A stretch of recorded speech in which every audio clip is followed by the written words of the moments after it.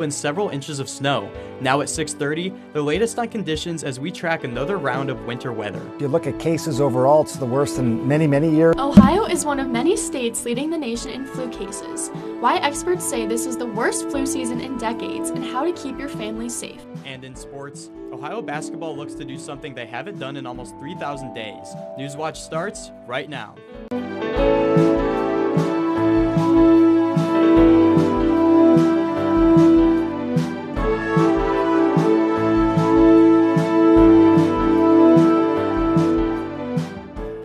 Taking a live look at Nelsonville right now as a major winter storm pushes all of its way through southeast Ohio.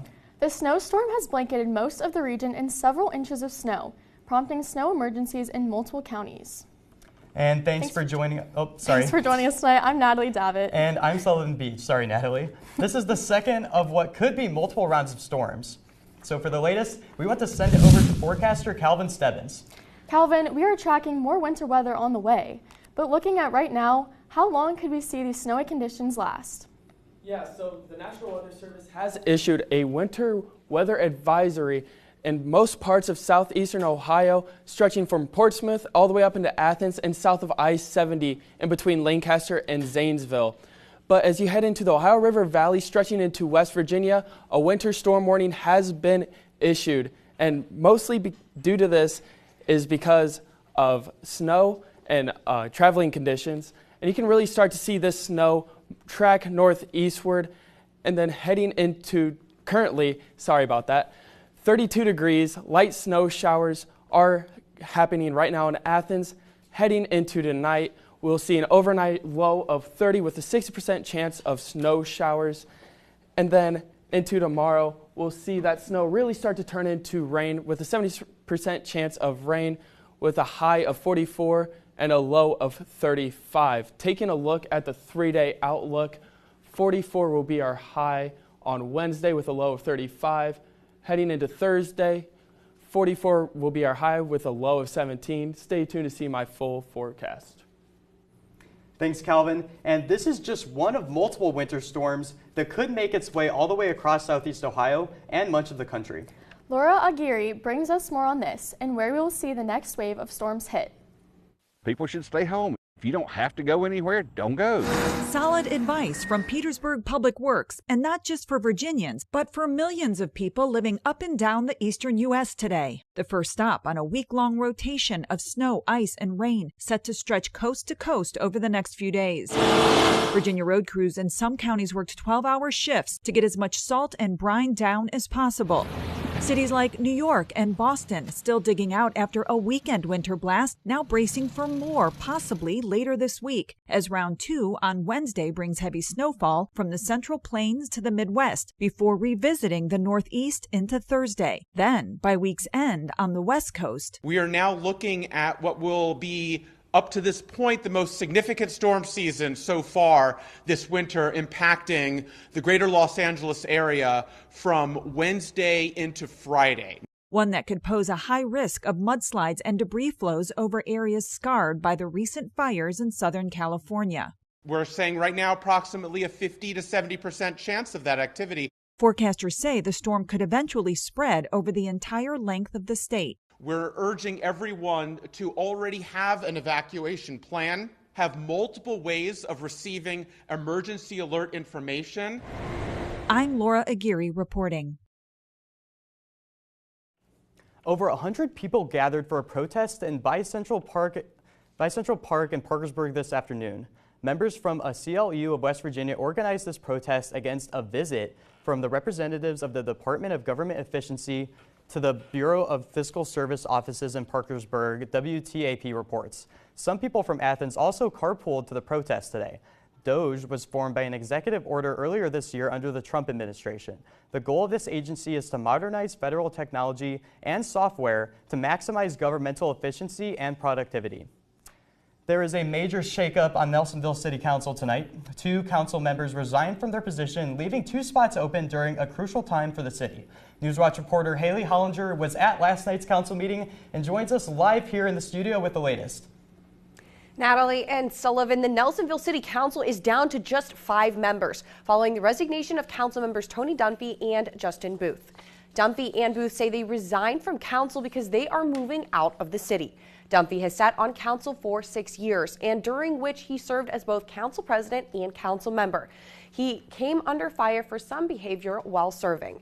Booth has served on the council for a little over 4 years. These are the first resignations the city has seen since early 2024, and they come at a crucial time in the city as officials continue to transition to a new form of government.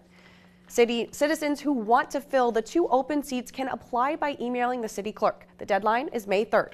Reporting for Newswatch, I'm Keely Hollinger, live in studio.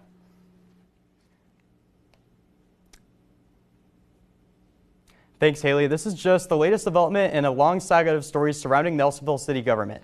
For more on this and the latest news across the region, head to our website, woub.org, or download the WOUB app. Ohio schools can apply for a share of nearly $11 million in safety grants from the state. This funding comes as part of a House Bill 33 and can be used for training and education on threat detection and a range of crisis response tools and equipment. Through this grant, the state hopes to provide school leaders with flexibility in determining how best to improve student safety. Schools can apply for both a traditional per-student funded grant and a larger project-based grant. The grants will be distributed on first-come, first-served basis, and applications close on May 13th.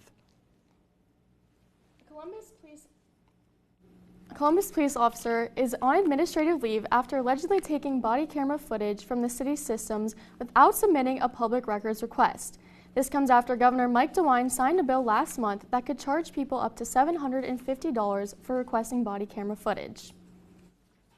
President Donald Trump is calling for all of the federal emergency management agencies to shut down.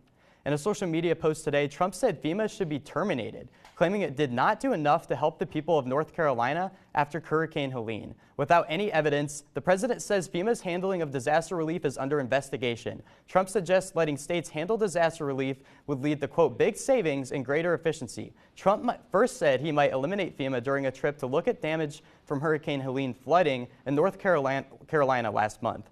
Hamas says it's postponing the release of 3 hostages after the group accuses Israel of breaking a ceasefire agreement. Israel's prime minister responded earlier today, saying if the negotiated hostages aren't released, Israeli forces will return to the region. Julia Brenbrook has more on what the White House is saying tonight. President Donald Trump urged Israel to end its ceasefire deal with Hamas if Hamas doesn't return the hostages being held in Gaza by noon Saturday, a deadline Trump says he doubts Hamas will meet. Trump's comments come after Hamas accused Israel of breaking the ceasefire deal and said it would postpone the next hostage release, which was scheduled to take place on Saturday, until further notice. Well, I would say this, and I'm going to let that because that's Israel's decision, but as far as I'm concerned, if all of the hostages aren't returned by Saturday at 12 o'clock, I think it's an appropriate time. I would say cancel it and all bets are off and let hell break out. The ceasefire deal between Israel and Hamas was secured during the final days of President Joe Biden's administration. But Trump has suggested he wasn't sure if the ceasefire would hold. Since taking office, Trump has proposed seizing control of the Gaza Strip and redeveloping it. In an interview this weekend, Trump explicitly said that Palestinians would not have the right to return to Gaza under his plan. Trump met with Jordan's King Abdullah here at the White House on Tuesday. Trump has suggested that he could withhold aid from Jordan and Egypt if they don't accept Palestinians as part of his plan for U.S. ownership of Gaza, which the Arab leaders have rejected. During his visit, Abdullah said that Jordan will take in 2,000 sick kids in Gaza as quickly as possible, adding that discussions with both Egypt and the United States will continue. At the White House, I'm Julia Benbrook. President Trump is giving his 2 cents on the 1-cent U.S. penny. The president is instructing the Treasury of the U.S. to stop minting new 1-cent coins, as he said it could cost more to make them than they are worth. Experts explain how this could help or hurt your pockets. The penny does cost a little bit more than its face value, but the nickel costs 14 cents right now. So how are you going to save money if you start making more nickels that are costing more money? This debate comes after Canada stopped producing their versions of the penny. Many nonprofits are suing the Trump administration over the freezing of foreign aid. The 8 nonprofit organizations say they're owed millions of dollars for work done under USAID programs before the freeze was in place. The lawsuit alleges the Trump administration doesn't have the legal right to withhold funds that are already approved. The group wants the administration to temporarily halt its freeze on those funds. They're also calling for the administration to stop dismantling the USAID workforce. All of the nonprofits supporting the lawsuit rely on the U.S. government for a large portion of their funding. The FBI discovered roughly 2,400 new records related to the President John F. Kennedy's assassination. The documents were found following a January executive order by President Trump. Trump directed the release of more documents related to the assassinations of JFK, Robert F. Kennedy, and Martin Luther King Jr. The statement did not give additional information about what the records did say. The FBI says it is working to turn the documents over to the National Archives and Records Administration for the ongoing declassification process. Trump vowed during his 2024 campaign to unseal all documents related to the 1963 JFK assassination. Google says it is now the Gulf of America. If you're like a lot of people when President Trump changed the name of the Gulf of Mexico, you might have checked Google Maps right away, and it still said the Gulf of Mexico, but guess what? Not anymore. The company says its policy is to change names when they have been updated by official government sources. Trump changed the name through an executive order last month, and Google Maps is now reflecting that change. But users in Mexico will still see the name of the Gulf of Mexico. Everywhere else, users will see both names. Trump also changed the name of Mount Denali in Alaska back to Mount McKinley. Google said it would change that on its maps, but it hasn't happened yet. Former President Barack Obama made the change to Mount Denali in 2015 to honor the state's native people. As for what map and globe makers do, that decision is up to them. Coming up in sports, Ohio men's basketball is in Bowling Green tonight, looking to regain momentum in conference play. Stay tuned for a full preview of tonight's game and how Ohio can get going down the stretch.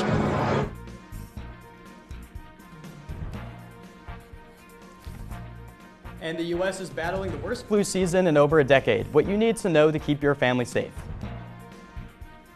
It's been a snowier day here in southeastern Ohio. How long will it last? Come back to see my full weather forecast.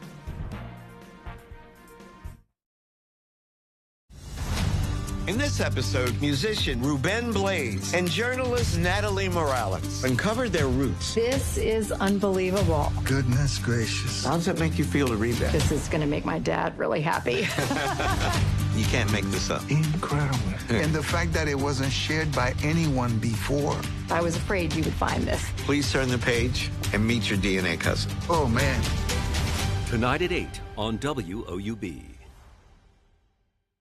Next time on Antiques Roadshow, we've got the stuff of collectors' dreams. I own this since it came out in 1977. No way! Yes. And maybe a couple of nightmares, too. It's an exceptional image. She's a beaut. Made out of oilcloth. Yep.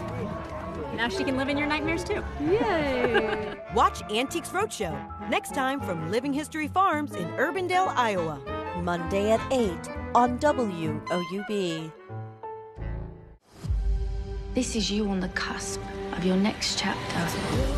It's a passageway into something new. It just seeps into you. It's a groundbreaking moment. We can make it ours. We're coming out hot. We're starting here. It's definitely going to be a treat for their palate.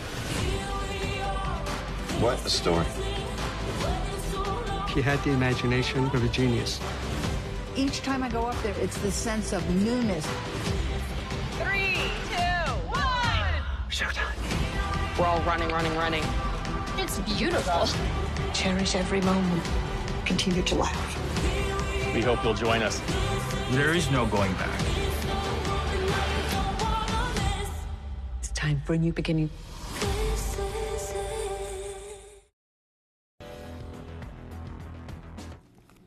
The Ohio men's basketball team is coming off a tough non-conference loss to App State this past weekend. But now the team is gearing up for the stretch run in MAC play. And we are now joined by sports reporter Andrew Bowley, who is live in Bowling Green. And Andrew, Ohio is looking to do something tonight that they haven't done in a while, right? Yeah, Sullivan, this team has not come into the Strauss Center and won in nearly 3,000 days, and they're playing tonight after a pretty poor performance against App State in the MAC Sun Belt Challenge back on Saturday. And although that game does not really hold in the conference standings implications, it may serve as a wake-up call for a program with very high aspirations. Saturday afternoon showcased Ohio's inability to make threes.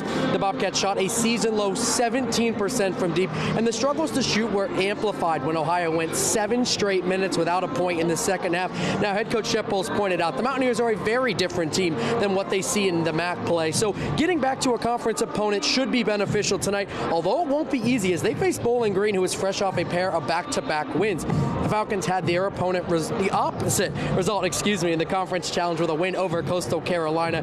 Derek Butler, one of the MAC's top scorers, led BG with 21 points in the game. Plus, the Falcons' defense forced 19 Coastal turnovers, and the victory gives Bowling Green a chance to collect 3 straight wins for the first time this season. Now, obviously for Ohio, they didn't get the result they would have wanted to against App State, but it came right before a time of year that the Bobcats have been good at. If you look at all the games after February 8th in Jeff Bowles' career, things get better and better for the Bobcats. The last stretch of the season has been very good for Bowles in Ohio over his first 5 seasons. The 32-19 record during late February and March carries a 63% winning percentage, and seemingly every year Ohio was able to heat up and go on a winning streak. With a 7-game win streak last year and a 6-game stretch the year before, things won't be easy for the Bobcats as they will face the other 4 top 5 teams in the conference before the regular season is over. But I told them after the game, we can't let this one affect the next one. We got momentum built from Western Michigan. AJ Clayton is back, so we got to keep building for March. And you guys, you just heard it. This team is very focused on what they're going to accomplish in March, but it all starts tonight with a win against Bowling Green. Yeah, and Andrew, if I'm correct, the Bobcats week, it doesn't really end after today. They have another big game coming up later this week, right?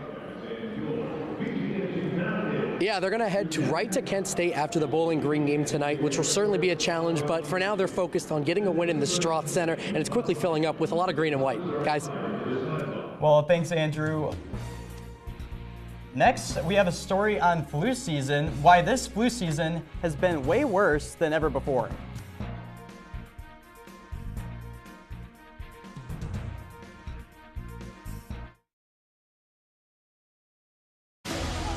You're a mother-to-be, and I'm your midwife. The more you tell me, the more I can help you.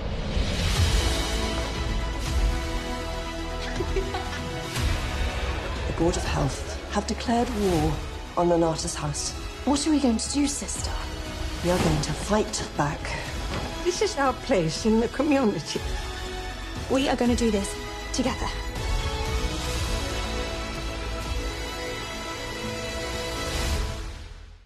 On Masterpiece. Coming through! Are these all from the Victory Gardens? You might say too much of a good thing. He's done it several times. It really is the strangest little cough. Won't be a moment. Might you have some time on your hands now the course is over? We're a bit stretched. I don't want you breathing down my neck the whole time. All creatures great and small on Masterpiece. Sunday at 9 on WOUB. Did you know that you can donate property to WOUB Public Media? I'm WOUB Community Engagement and Membership Manager, Sherry Russo.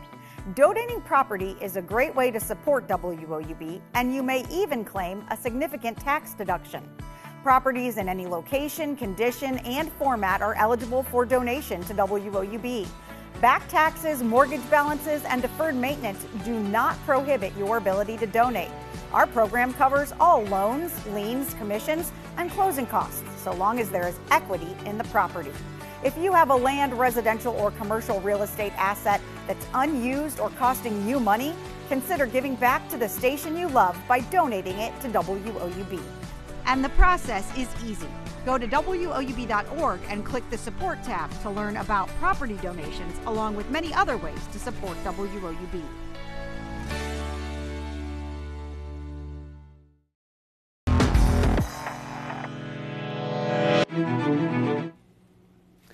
Currently in Athens, it is 32 degrees with a light snow, and this is due to this low pressure system that is really stationed down by the Gulf. But just in those southern states, they are experiencing more severe weather, but the more north you get, the more wintry mix and snow you're going to be experiencing. And if we take a look at our radar, you can really start to see this system really move northeastern into parts of southeastern Ohio, West Virginia, and into Pennsylvania. And due to this, the National Weather Service has issued a winter weather advisory starting in Scioto County, moving its way into Athens County, and just in between Zanesville and Lancaster. And if you go south into the Ohio River Valley into West Virginia, you can really start to see a winter storm warning. And because of this, they are going to be experiencing more slick conditions on the roads. So make sure if you're going out tonight, make sure you give yourself plenty of time to get to your final destination. Tonight in Athens, 30 will be our overnight low with a 60% chance of snow showers, and we'll really start to see that digress into rain heading into tomorrow. 44 will be your high with a 70% chance of rain, and we'll see a low of 35 degrees. If we take a closer look into tomorrow, you can really start to see this low pressure system really start to make its way northeastern. We'll see this warm front start to develop, and then as we get more north, you can start to see that wintry mix heading into more snow showers up by the Toledo area. And then into tomorrow night, that warm front is really starting to dominate into our area, and that low pressure is tracking more northeastern. Our area here in Athens will be experiencing some rain showers, and then up towards Columbus and more northern, wintry mixes and snow is expected. And then as Thursday comes, you can see another cold front line start to push its way forward. The low pressure is starting to move its way more north, and then heading over into Columbus and more northwestern Ohio, you see more wintry mixes and snow showers are to be expected. Heading into our 7-day outlook, Wednesday, 44 will be your high with a 7% chance of rain showers with a low of 35. Thursday, 50% chance of rain, as it is going to still be sticking around with a high of 44 and a low of 17. And then on Valentine's Day, 37 will be your high. So make sure if you are going to be taking your significant other out, make sure you guys bundle up, as a low will be 28. And then heading into Saturday, it will be 46 with a low of 30, but that rain comes right back. Sunday, 90% chance of snow showers, high of 39, low of 12. And then heading into the rest of the week, conditions will stay the same. Send it back to the desk. Well, flu cases are on the rise tonight as the country continues to see one of the most intense flu seasons in decades. The Centers for Disease Control and Prevention estimates there have been at least 24 million flu cases, 310,000 hospitalizations, and 13,000 deaths, including at least 57 children. Ohio is one of the states currently seeing some of the most cases. The state says over 4,500 people have been hospitalized with the virus. U.S. health officials say it's still not too late to get your flu shot. Now keep in mind, if you get a vaccine, it takes about 2 weeks to actually get the immunity from the vaccine, for those antibodies to build up in your body. To protect yourself from getting sick, doctors say avoid touching your eyes, nose, and mouth. Wash your hands with soap and water, clean frequently, touch surfaces, and avoid close contact with people who are sick. We have an important recall to tell you about tonight. Tri-Union Seafoods is recalling some of its tuna products because of the issues with their cans. According to the FDA, the pull tabs on the cans have a defect, which could cause a serious bacterial infection. The products are sold at a number of stores, including Trader Joe's. Consumers should return the product to where they bought it for a full refund. So far, no illnesses related to the defect have been reported.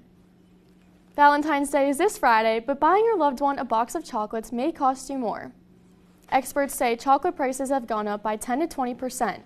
That is because chocolate manufacturing is more expensive than ever because of the cost of cocoa. Since 2023, the price of chocolate has increased by more than 167%. But if you still want to get that box of chocolates, experts say you may be able to avoid higher prices by buying chocolate made with cocoa powder. Trader Joe's has set a 1 dozen egg limit per day for customers due to the avian flu. Avian flu resulted in the deaths of more than 40 million egg-laying birds in 2024. The lack of eggs has caused them to be more expensive and led some people to try to buy large amounts per visit. Trader Joe's isn't the only retailer attempting to cope with the egg supply shortage. Kroger officials say although they haven't officially placed the limit, some of its stores have done so based on availability. Waffle House has added a 50-cent price hike for meals that include eggs. The Agricultural Development predicts the cost of eggs will increase 20% before the end of the year. And still ahead, an 89-year-old finds her new passion.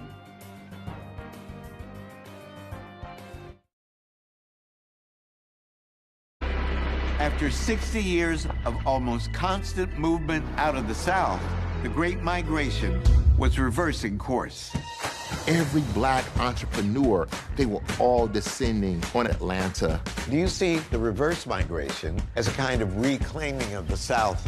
I don't think the South has ever truly left us. It is just that homecoming that says, I have a place here.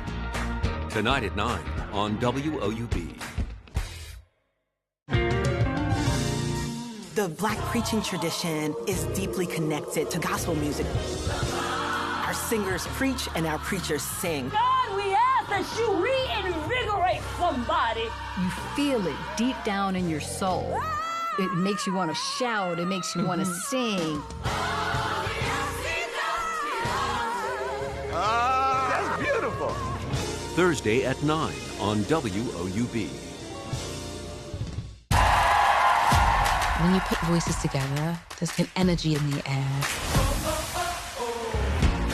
Keeping black traditions alive, it's so important. The story was meant to be told. This feels so good.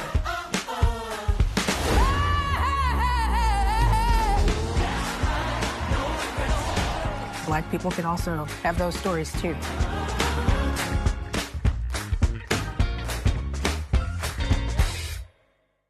For more than 70 years, WOUB Public Media has been the place where people in our region turn to learn how stories of the past ignite the imagination of the future. It's where information, entertainment, and education work together to inform, enlighten, and inspire generations.